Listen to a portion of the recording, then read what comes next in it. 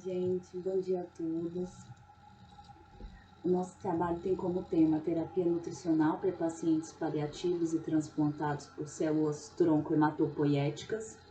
Os integrantes do grupo são Carolina Meirelles, Flávia Cangirana, Júlia Brito, Karine Zandoná, Maísa Gomes, Miriam Mochi e Pedro Araia.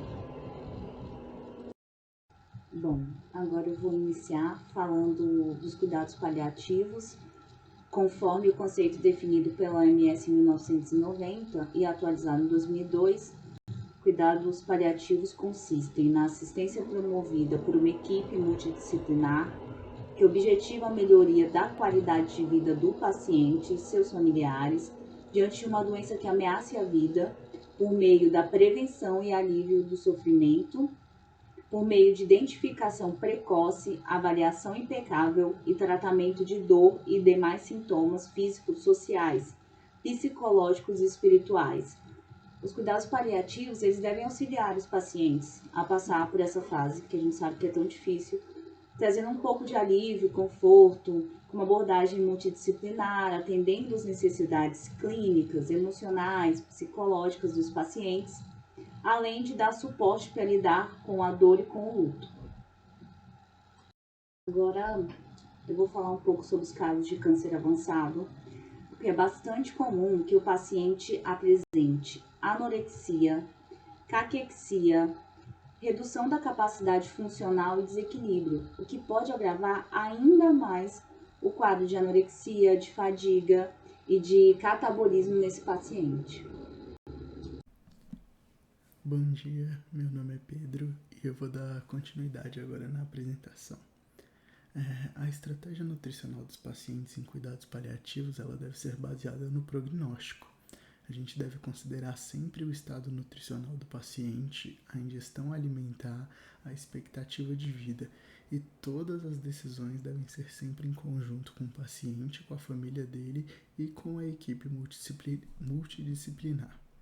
É muito importante lembrar também que devido ao estado em que ele se encontra de fase final de vida e também devido à ausência de benefícios que a terapia nutricional, seja ela interal ou parenteral, pode oferecer, a recomendação é sempre priorizar a alimentação por via oral, dando maior conforto ao paciente.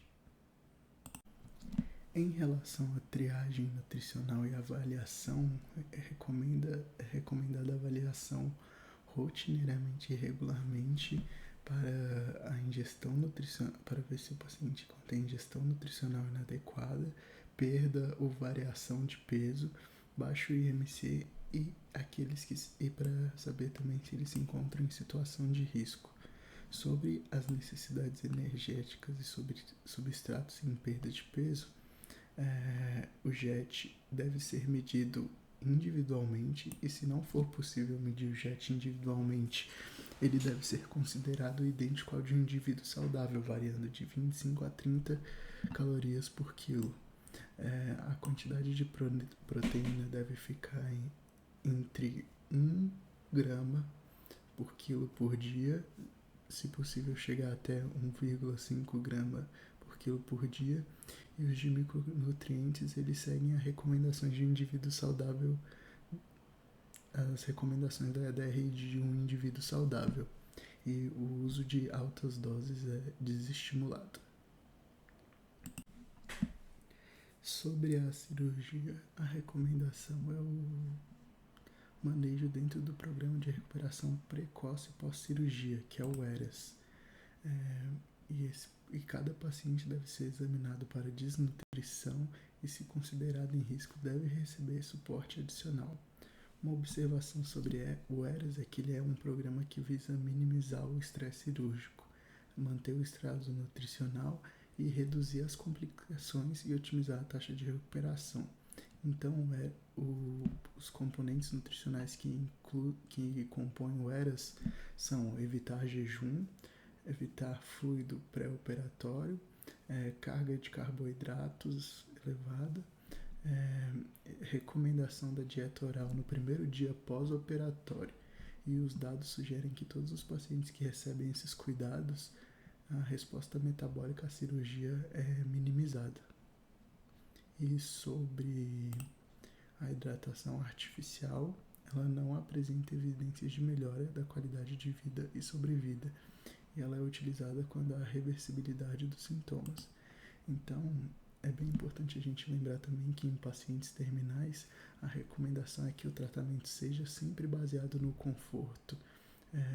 Como já foi dito, é bem improvável que a hidratação artificial forneça algum benefício.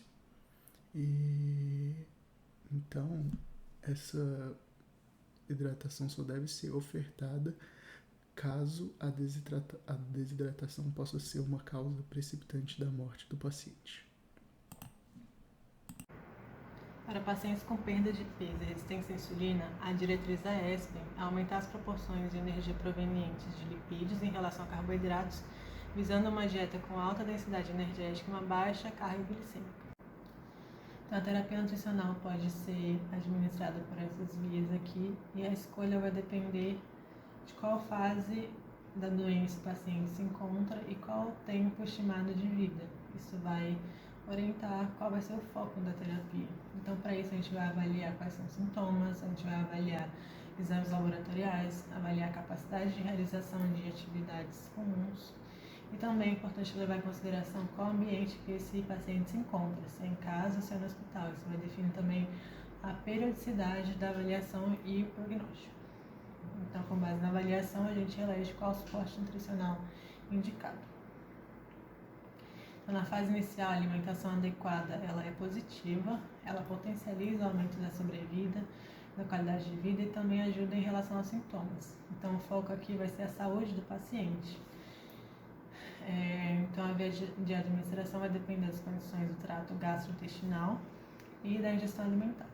Já na fase final da doença, onde a expectativa de vida é menor que 90 dias, as terapias nutricionais não demonstram nenhum benefício, muito pelo contrário, elas podem inclusive gerar eventos adversos e mais desconfortos. E o foco aqui é o bem-estar e conforto do paciente nos seus últimos dias. Então, a gente vai priorizar a alimentação oral, contemplando todos os alimentos que ele aprecia, usando estratégias que aumentem a palatabilidade e a aceitação do paciente, também não forçando a pessoa a comer mais do que ela quer.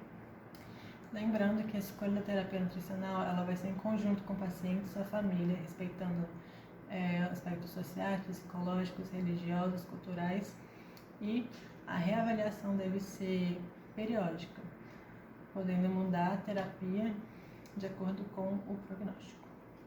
Bom dia, meu nome é Maísa. Bom, em relação à terapia nutricional em cuidados paliativos em pacientes que possuem expectativa de vida aumentada, mais de 6 meses, essa terapia nutricional ela vai garantir uma ingestão calórica adequada, diminuição de distúrbios metabólicos e então o aparecimento, devido ao tratamento, aos medicamentos de doenças cardiovasculares e a diabetes, fazer a manutenção do estado adequado do desempenho do paciente e garantir a qualidade de vida. Então, de acordo com o prognóstico do paciente, a gente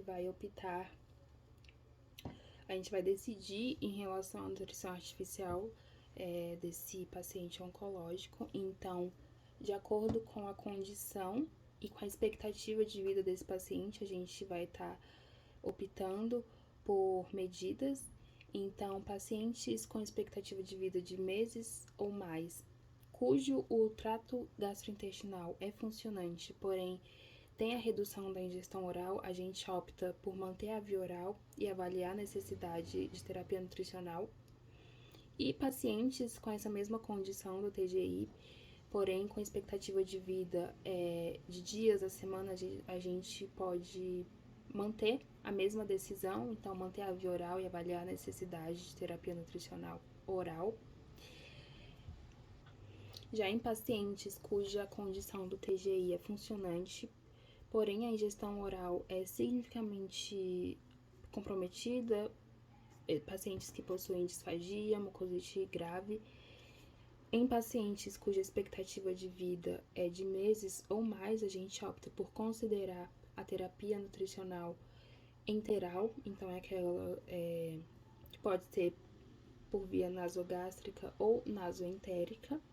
E em pacientes com a mesma condição do TGI, porém com a expectativa de vida de dias ou semanas, a gente não vai optar por terapia nutricional, nem interal, nem parenteral, justamente por ele estar nesse final, né, de tratamento, final da vida.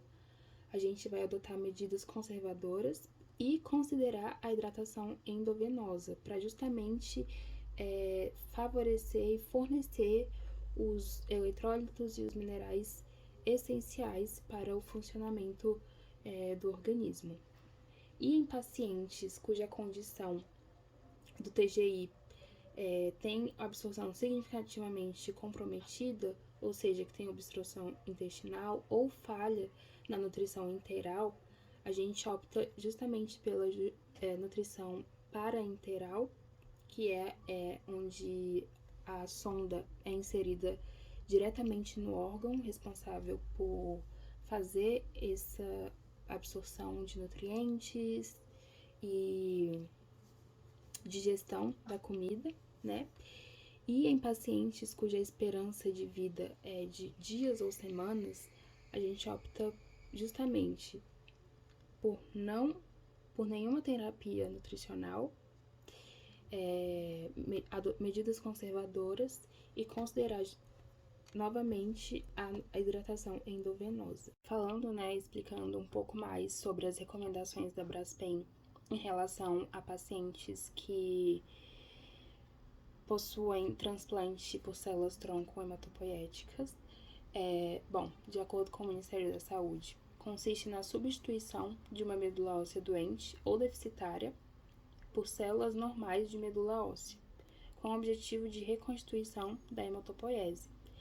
Então, há essa substituição da medula óssea, que é o local onde ficam armazenadas essas células hematopoéticas, que têm o poder de regenerar tecidos.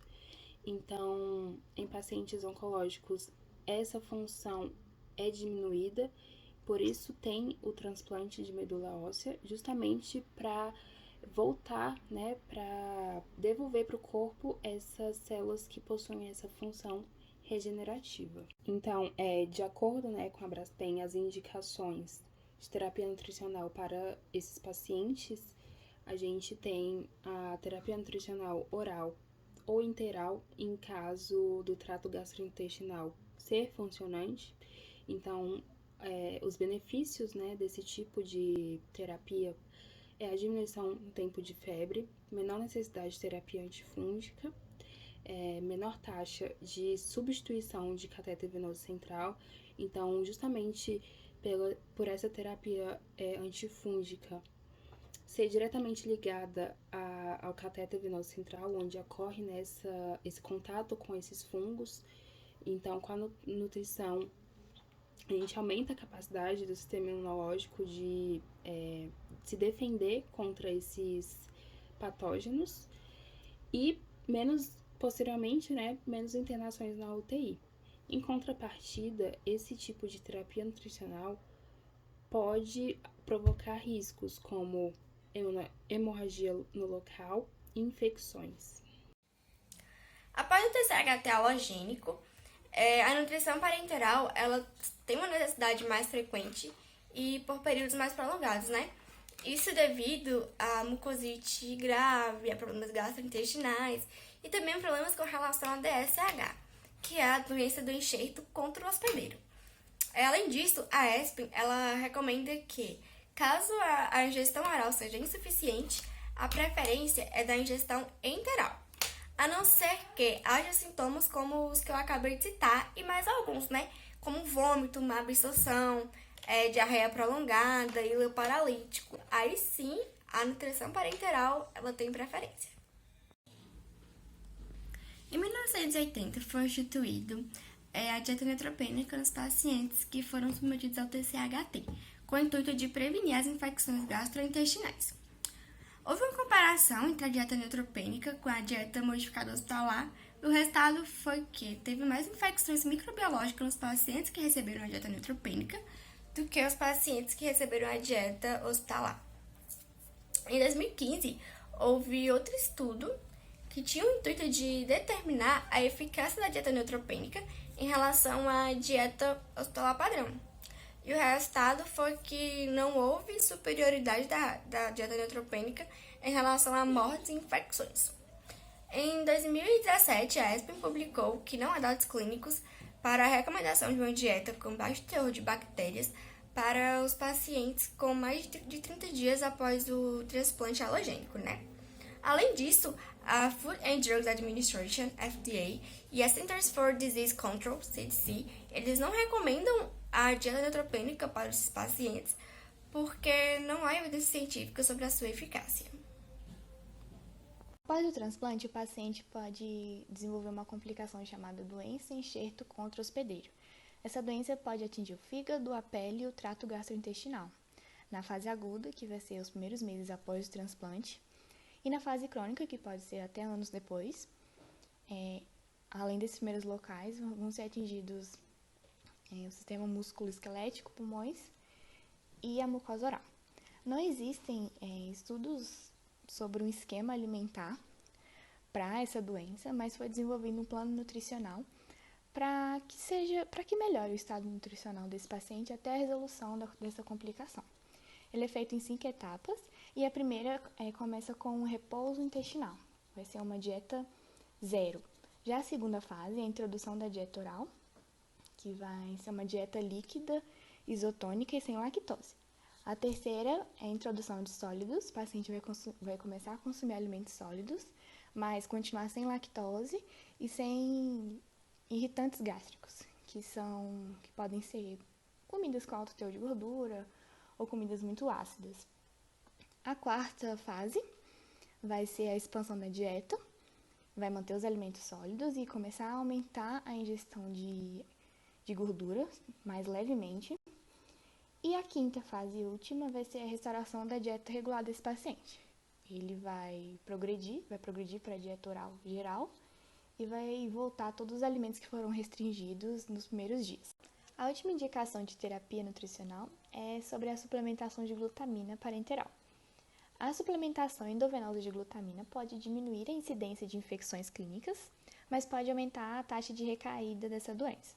Até então, nenhum efeito sobre a mortalidade foi encontrado, e com os estudos já realizados, observou também que doses farmacológicas de glutamina parenteral têm efeitos benéficos para os pacientes transplantados. Apesar desses estudos feitos, não tem nenhuma evidência científica consistente que comprove uma melhora desses pacientes transplantados com a utilização de glutamina suplementada. Bom dia, gente! A maioria de vocês sabem que eu entrei na nutrição para ser uma nutricionista oncológica e essa nova atualização da ESPEN é um presente de tanta grandeza porque ela traz a prática clínica. É esse documento que eu tenho para trabalhar com os pacientes oncológicos, né? O modismo X, Y ou Z. São 43 recomendações transformadas em fluxograma. Eu ainda sou uma paciente oncológica, não com a doença ativa, e eu sei da importância da nutrição em todas as fases do tratamento. E eu vou contar um pouquinho para vocês agora dessa minha experiência com a nutrição quando eu era e ainda sou, né, paciente oncológica. Em abril de 2017, eu achando que eu estava em plena forma física, fazendo atividades físicas de rotina, tinha acompanhamento nutricional, toda felizona, só que na verdade eu já estava doente. Então, por fora eu era uma coisa e por dentro eu tinha 6 tumores. Eu fui diagnosticada com câncer de mama, né? E através de um ultrassom de rotina, eu queria ter o meu segundo filho e fui fazer os exames para ver se estava tudo bem, quando na verdade eu descobri o câncer.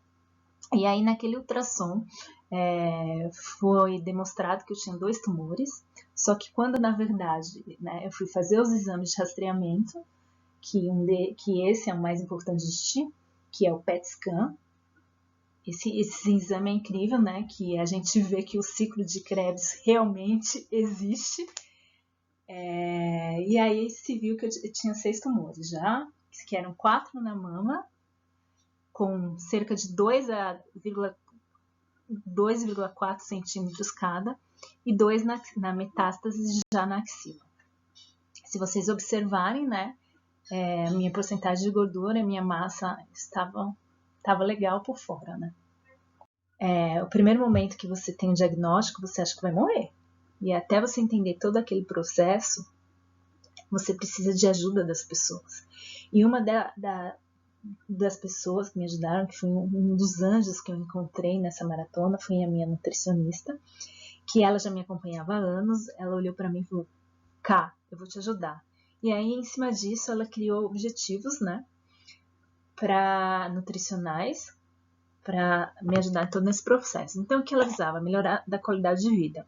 Em todo o meu tratamento, eu teria que manter uma qualidade de vida. E aí, em cima disso, ela controlar os efeitos adversos do tratamento, que são muitos. A melhora da resposta imunológica, né? Porque se eu não conseguir ter a resposta imunológica, eu não consigo prosseguir no tratamento. Recuperar o meu estado nutricional, que vocês vão observar que que muda totalmente a nossa característica. E reduzir o meu tempo de internação. Eu fiz 4 cirurgias, então a proposta era sempre reduzir o meu máximo de tempo dentro do hospital. A minha nutri, então, ela colocava os objetivos delas em prática através do manejo dos sintomas. Então, eu tinha muitos sintomas, né, principalmente na quimioterapia e na rádio. E aí ela trabalhava em cima desses sintomas para tentar melhorar a qualidade de vida e fazer com que eu prosseguisse no tratamento. Não dá para explicar tudo agora por causa do tempo, mas quem sabe uma breve oportunidade. E essa foto aí foi na minha segunda quimioterapia, para vocês verem, né? Cerca de 1 mês e meio, mais ou menos, aquelas fotos que vocês viram. O tratamento do câncer é pesado e precisa muito de um nutricionista. E aí, é mais ou menos, né, como que era a minha conduta nutricional. Então, a minha dieta era oral, só que a consistência dessa dieta, ela variava conforme os meus sintomas, né? Às vezes eu conseguia comer uma dieta branda, e outras vezes não. Então, ela trabalhava muito, assim, em mudar a consistência para eu me alimentar. E aí, assim, o que mais, né, chama atenção, né, é tentar manter uma dieta hiperproteica e o fracionamento das refeições. Então, eu não conseguia comer. É difícil, né? É muito difícil. Você sente muitas coisas. Você não sente fome. O pior é o gosto ruim na boca, né? Porque qualquer alimento é o mesmo gosto. Então, qual era a estratégia dela? Pequenas refeições. Para eu não me frustrar, porque eu não comer me fazia sofrer, porque eu sabia que eu tinha que comer. E aí ela diminuía em pequenas proporções, chegando até 10 refeições por dia. E mesmo com todo o meu acompanhamento nutricional, em 4 meses de tratamento, eu já tinha mudado minha característica física. Observem, né? Principalmente em relação à porcentagem de gordura. E para não estender mais nossa apresentação, eu quero falar 2 coisas. A primeira é, nunca use essa frase para o paciente oncológico. Come! Você tem que comer. Se você não comer, o seu tratamento não vai continuar. O paciente oncológico sabe que ele tem que comer. Ele não come porque ele não consegue. Essa frase machuca. E a segunda coisa é que eu sou sobrevivente do câncer. E eu costumo falar que o câncer me jogou para cima. Porque se não fosse ele, eu não estaria aqui hoje. Beijo!